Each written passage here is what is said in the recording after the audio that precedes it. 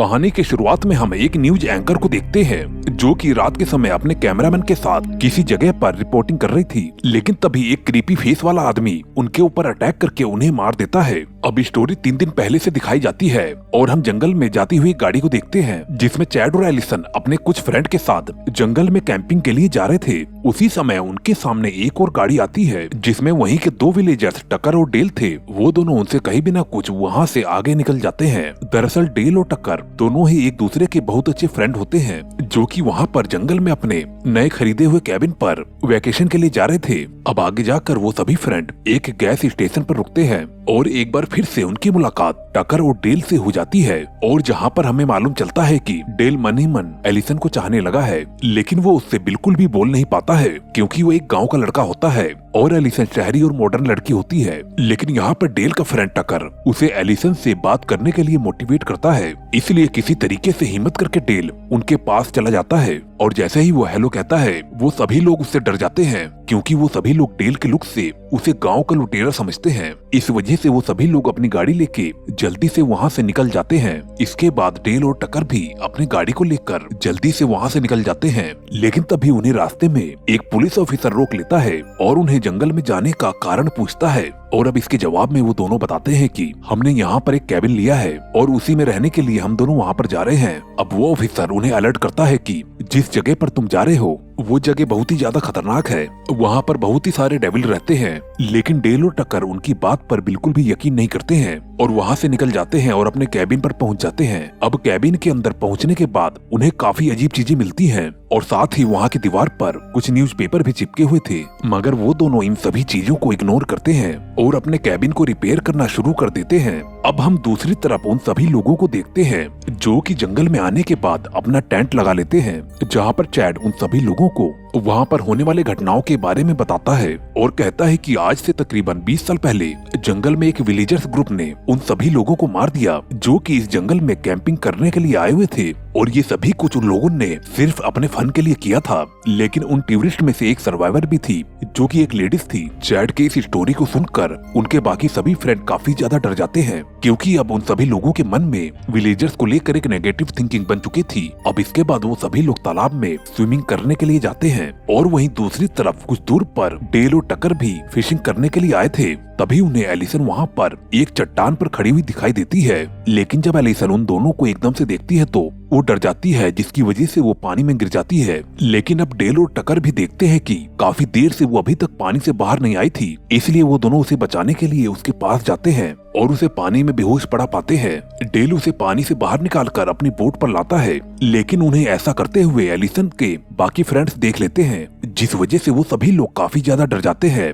और उन्हें लगने लगता है कि डेल और टकर ने एलिसन को अपना कैदी बना लिया है और इसी वजह से वो सभी लोग डर के वहाँ से भाग जाते हैं। डेल और टकर ये देखकर एलिसन को अपने कैबिन की तरफ निकल जाते हैं। जब अगली सुबह एलिसन को होश आता है तो वो डेल को अपने पास खड़ा हुआ देखती है, जिससे कि वो एकदम से ही डर जाती है। लेकिन जब डेल उसे शांत होने के लिए कहता है और उसे खाना देता है तो एलिसन रिलैक्स हो जाती है और उसे एहसास होता है कि बल्कि वो लोग बुरे आदमी नहीं बल्कि अच्छे लोग हैं। वहीं दूसरी तरफ एलिसन के फ्रेंड उसे बचाने के लिए प्लान बनाते हैं और फिर उस कैबिन के पास पहुंच जाते हैं। एलिसन अब डेल के साथ काफी फ्रेंडली हो जाती है और अब दोनों ही टाइम पास के लिए एक बोर्ड गेम खेलने लगते हैं। वहीं टकर उस समय बाहर एक चैनशो से लकड़ियां काट रहा था, लेकिन एक लकड़ी में मधुमक्खियों का छत्ता था जिसकी वजह से वो सभी मधुमक्खियां टकर के पीछे पड़ जाती हैं। टकर उनसे बच के भागता है, लेकिन आगे खड़े एलिसन के फ्रेंड समझते हैं कि टकर उन्हें मारने आ रहा है, इसीलिए वो सभी लोग डर के वहाँ से भागने लगते हैं। उसी समय ही उनमें से एक लड़का एक नोकीली लकड़ी में फंसकर मारा जाता है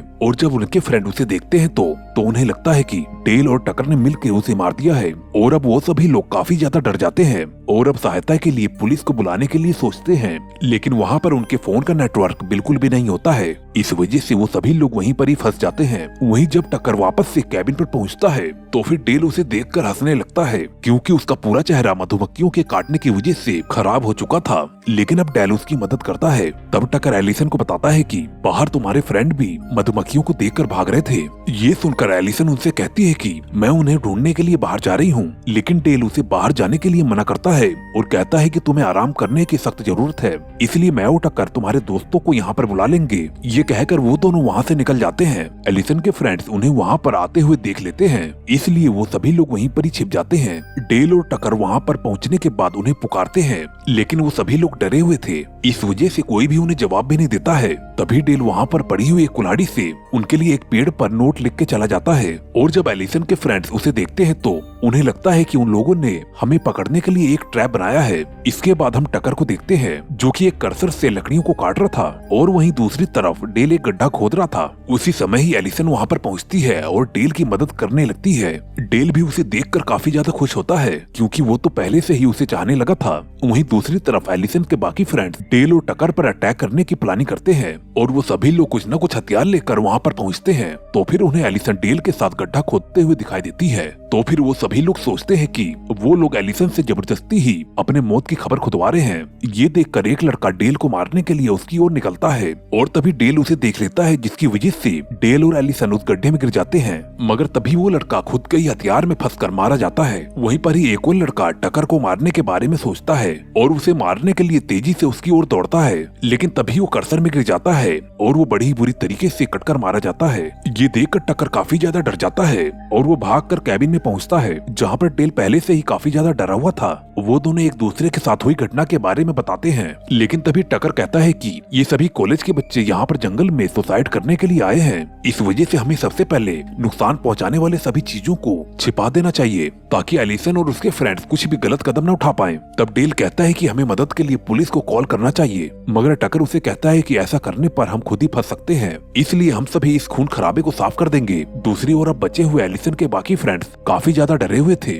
और उस जंगल से बाहर निकलने के बारे में सोचते हैं, लेकिन उनका एक फ्रेंड गाड़ी लाने के लिए बहुत ही पहले वहाँ से गया था, मगर अभी तक वो नहीं लौटा था, इसलिए वो सभी लोग सोचते हैं कि शायद उसे भी इन लोगों ने मार दिया है। अब चैड उन सभी को कहता है कि हमें जिंदा रहने के लिए उनसे लड़ना होगा, लेकिन बाकी लोग ऐसा करने से मना कर देते हैं। उसी समय ही उन्हें पुलिस सायरन की आवाज सुनाई देती है, इसलिए वो सभी लोग पुलिस की तरफ वहाँ से भागते हैं, मगर चैड उनके साथ नहीं जाता है। दरअसल ये वही पुलिस की गाड़ी होती है जिसे कि उसके फ्रेंड ने बुलाया था। वो सभी लोग भागते हुए गाड़ी के पास जाते हैं और ऑफिसर से हेल्प मांगते हैं और वो लोग पुलिस से बताते हैं कि 2 लोग हमें मारने की कोशिश कर रहे हैं, इसलिए पुलिस ऑफिसर उन सभी लोगों को गाड़ी में बैठा लेता है। वहीं दूसरी तरफ डेल और टकर उन सभी बॉडीज को ठिकाने लगा रहे थे, लेकिन तभी वहाँ पर पुलिस ऑफिसर उन सभी लोगों के साथ पहुँच जाता है। पुलिस को देखकर डेल और टकर काफी ज्यादा डर जाते हैं और वो लोग पुलिस को समझाने की कोशिश करते हैं कि ये सभी कुछ हम लोगों ने नहीं किया है, बल्कि ये लोग अपने आप ही सुसाइड कर रहे हैं। ये पुलिस ऑफिसर इन दोनों की बातों पर यकीन नहीं करता है। तभी वो दोनों पुलिस ऑफिसर को बताते हैं कि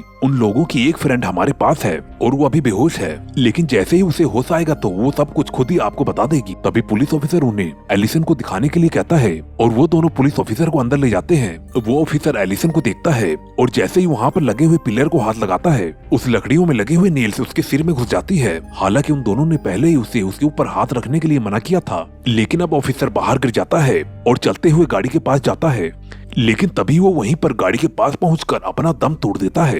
ये देखकर गाड़ी में बैठे हुए सभी लोग बहुत ही ज्यादा डर जाते हैं। इसी वजह से उनमें से एक लड़का गाड़ी से बाहर निकलकर उस ऑफिसर के गन को निकाल लेता है और डेल और टकर को शूट करने लगता है, लेकिन अभी तक उसने गन का लॉक नहीं हटाया था, इसलिए जब वो उसे हटाने की कोशिश करता है तो गन चल जाती है और जिस वजह से वो भी वहीं पर ही मारा जाता है। लेकिन तभी वहाँ पर चैड पहुँच जाता है और वो गन को उठाकर डेल और टकर पर फायरिंग करना शुरू कर देता है, लेकिन वो दोनों बचकर कैबिन में पहुँच जाते हैं। अब चैड उन दोनों के डॉग को गन पॉइंट पे ले लेता है और उन दोनों को बाहर आने के लिए कहता है, इसलिए टकर डेल को एक नेल गन देता है और कहता है कि तुम उनके ऊपर फायरिंग करके उन्हें डिस्ट्रैक्ट करो और तब तक मैं पीछे से जाकर अपने डॉग को छुड़ा लूंगा। अब वो ऐसा ही करता है और टकर अपने डॉग को फ्री करने में भी आजाद हो जाता है और तभी चैड उसे देख लेता है और वो सभी लोग टकर के पीछे भागने लगते हैं और उसे पकड़कर उल्टा लटका देते हैं। दूसरी ओर जब एलिसन को होश आता है तो वो उसे सब कुछ बताने के लिए कहती है। डेल उसे बताता है कि तुम्हारे सभी फ्रेंड पागल हो गए हैं, उनमें से कुछ तो सुसाइड कर ले रहे हैं और कुछ तो हमें जान से मारने की कोशिश कर रहे हैं और अब उन्होंने टकर और मेरे डॉग को पकड़ लिया है।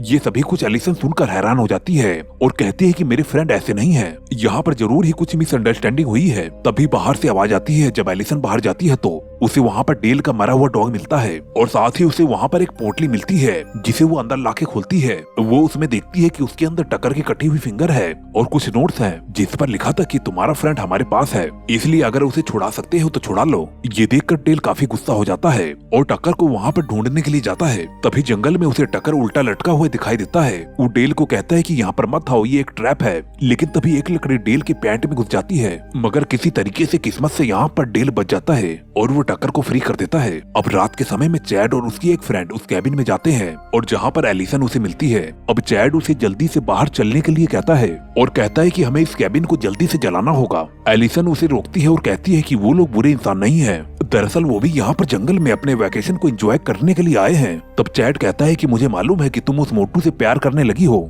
और तभी वहाँ पर डेल और टकर पहुँच जाते हैं। एलिसन उन लोगों को समझाते हुए कहती है कि और उन दोनों को चाय देकर अपनी अपनी बात कहने के लिए कहती है। अब सबसे पहले चैड कहता है कि आज से 20 साल पहले इस जंगल में कुछ लोग कैंपिंग के लिए आए थे, जिसमें मेरे मॉम और डैड भी शामिल थे। लेकिन तभी कुछ गांव के लड़कों ने सिर्फ एंटरटेनमेंट के लिए उन्हें मारना शुरू कर दिया। उस समय उन लोगों ने मेरे पेरेंट्स को भी जिंदा ही पकड़ लिया। मेरे डैड को नहीं मालूम था कि मेरी मॉम प्रेग्नेंट है। उन लोगों ने उसे बहुत ही ज्यादा टॉर्चर किया, मगर किसी तरीके से मेरी मॉम उनसे बचने में कामयाब हो गई। लेकिन डैड को उन लोगों ने जिंदा ही जला दिया, जिसके बाद मेरी मॉम भी अपना मानसिक संतुलन खो चुकी थी। और ये स्टोरी मुझे मेरी दादी ने बताई थी। उसकी स्टोरी सुनकर सभी लोग मायूस हो जाते हैं और डेल कहता है कि हम लोग उनमें से नहीं हैं जिन्होंने तुम्हारे डैड को मारा है। उसी समय चैड के 2 और फ्रेंड बाहर से आ जाते हैं और अंदर आकर उनके ऊपर अटैक करने लगते हैं, मगर तभी चैनशो से उनकी ही एक फ्रेंड कट जाती है।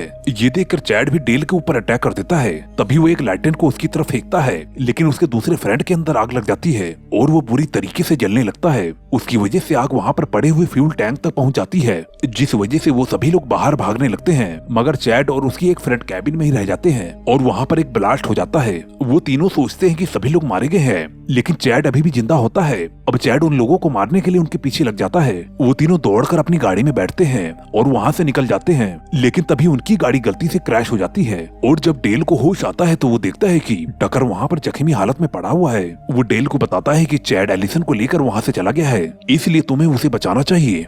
टकर बहुत ही ज्यादा घायल होता है, इसलिए डेल डॉग को लेकर वहाँ से निकल जाता है। आगे जाकर उसे एक पुरानी फैक्ट्री दिखाई देती है, जिसमें चैड एलिसन को एक लकड़ी पे बांधकर उसे काटने की कोशिश करने लगता है, क्योंकि वो एलिसन पर बहुत ही ज्यादा गुस्सा था। अब डेल वहाँ के एक रूम में जाता है और चैनशो उठाकर एक कैबिन में जाता है जहाँ पर कि एलिसन बंधी हुई थी। अब डेल उसे खोलने की कोशिश करता है, तभी वहाँ माइक में चैड बोलता है और फिर वो मशीन को स्टार्ट कर देता है। अब डेल एलिसन को खोलने की कोशिश करता है, लेकिन तभी चैड उसके ऊपर अटैक कर देता है और अब उन दोनों में फाइट होने लगती है। अब एलिसन धीरे धीरे मशीन की ओर जाने लगती है, लेकिन तभी डेल एक कुल्हाड़ी को फेंक कर एलिसन को बचा लेता है और अब फिर से उनमें फाइट होने लगती है। मगर अब डेल और एलिसन वहाँ से भागकर ऊपर चले जाते हैं।